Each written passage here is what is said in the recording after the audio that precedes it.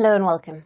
Let's take a look at our top story. Our top focus remains on the growing crackdown of the West African juntas on foreign mining firms. Yesterday, we told you how Niger has taken over a French uranium mine, and now neighboring Mali wants the CEO of a Canadian gold mining firm arrested. A Malian court has issued an arrest warrant for Mark Bristow, the chief executive officer of the Canadian company Barrick Gold.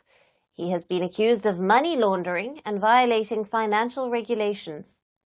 Last month, 4 senior Malian employees of Barrick Gold were also charged and detained. Now the Canadian firm Barrick Gold owns one of the world's largest gold mines along with the Malian state. It is the open-pit Lolo Gunko site in the country's west. The Canadian firm owns 80%, with Mali retaining the balance 20%. The Mali court has also signed another warrant for the Malian managing director of the gold mining complex. The exact charges against the Canadian firm are not known, but earlier the CEO, Mark Bristow, had said that the dispute is about Mali's share of the economic benefits generated by the complex. The arrest warrant for Bristow comes as Mali's military government, led by General Assimi Goïta, who seized power in 2020, increases pressure on foreign miners. The junta seeks to increase their control of the country's lucrative mineral sector. Mali is a resource-rich country, but the most exploited natural resource is gold. Mali is among the top 3 gold producers in Africa and among the top 20 gold producers in the world. The country accounts for 2% of the global gold production. Gold mining provides a quarter of its national budget and around 10% of the total economic output. Despite this, Mali, which is reeling from a growing Islamist insurgency, remains one of the poorest countries in the world, so the military leaders now want a tighter grip on the country's natural resources. Last year, Mali adopted a new mining code, which allows the state to take a stake of up to 30% in new ventures. The reform also abolished tax exemptions granted to companies during the mining process. In line with these reforms, Mali announced a series of decrees this week, increasing the state's stake in the various gold and lithium mining ventures. For example, Mali will take a 30% stake in the British Bougouni and the Chinese Golamina lithium mines in the country's south. Mali will also increase its stake up to 30% in 2 Canadian gold mines in the country's west and south. Increasing stake is not the only way that Mali is asserting its control. As per reports, Mali is seeking approximately $500 million in unpaid taxes from Barrick Gold, the firm whose CEO it once arrested. In fact, the detention of the foreign officials is becoming a pattern in Mali. Last month, Mali arrested the CEO and 2 employees of the Australian firm Resolute Mining. The firm has now agreed to pay $160 million in fines to free its employees. This crackdown on foreign firms in West Africa coincides with the junta's strategic pivot toward Russia and away from the former colonial rule of France and other traditional Western allies. Earlier this year, Mali's military government officially entered into an agreement with Russia for gold refinery project in Bamako. The deal, which spans 4 years, includes the construction of a refinery capable of processing a substantial 200 tons of gold annually. So the military leaders in West Africa are going ahead with their strategy of forging new alliances. How will the West react to all of these setbacks? For more on this, we have with us Patrick Bond, Distinguished Professor at the University of Johannesburg, who is joining us live from Johannesburg, South Africa. Thank you for being with us. Good to be back with you, Alison. Now, what are the key issues underlying the dispute between Mali's military government and Barrick Gold? And how does this reflect the broader tensions with the foreign mining firms that are operating in the country?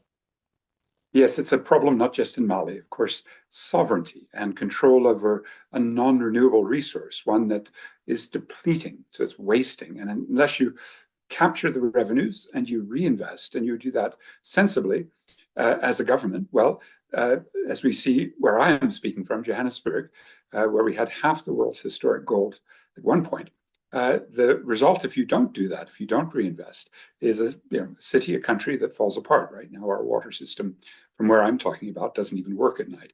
And those are the sorts of dilemmas that anyone, not just in Mali, but across the continent, has to face. And this is quite an extreme step to say that Mark Bristow himself from South Africa, who made his wealth and put together Rand Gold here in Johannesburg, now he's facing arrest. And in some ways, this sort of threat, Barrick knows it well from having also suffered the same in Tanzania under the then president, John Magufuli, in the late 2010s. Well, they may have to pay up because there's a fairly good chance that, like most mining companies, they take out far more than they should, and they don't reinvest in the society's welfare. Right, and Professor, since the 2020 coup, Mali's military rulers have emphasized a fairer distribution of mining revenue.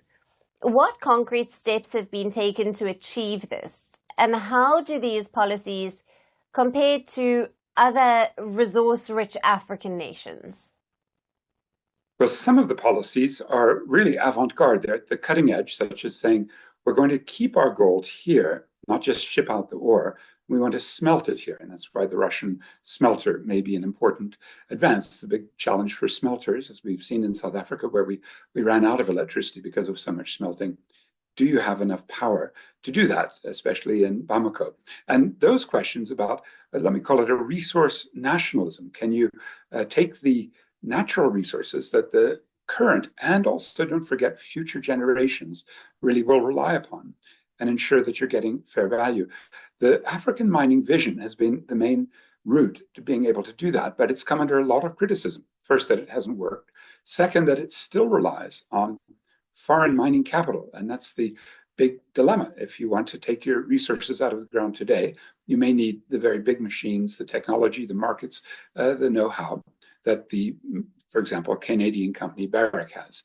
However, if you're patient and you say, well, gold, unfortunately, because we don't really trust our currencies, it will always be a value. The value of gold soaring in recent years as India and China and Russia have really built up their central bank reserves of gold instead of the dollar.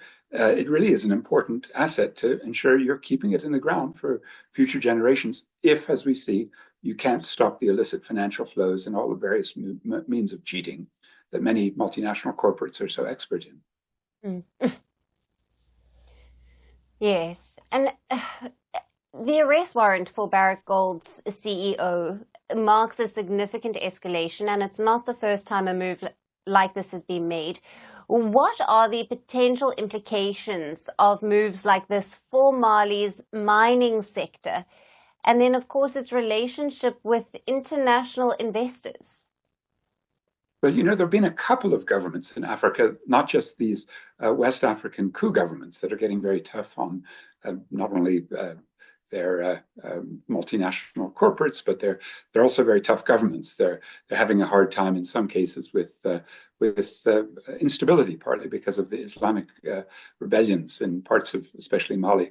And what we saw with John Magufuli, although he died of COVID in 2022, what he had done was actually probably useful. He scared Barrick and also in the process scared a lot of other mining companies. And I think it's raised the question of transparency. We have a Publish What You Pay network in civil society and extractive industries transparency initiative.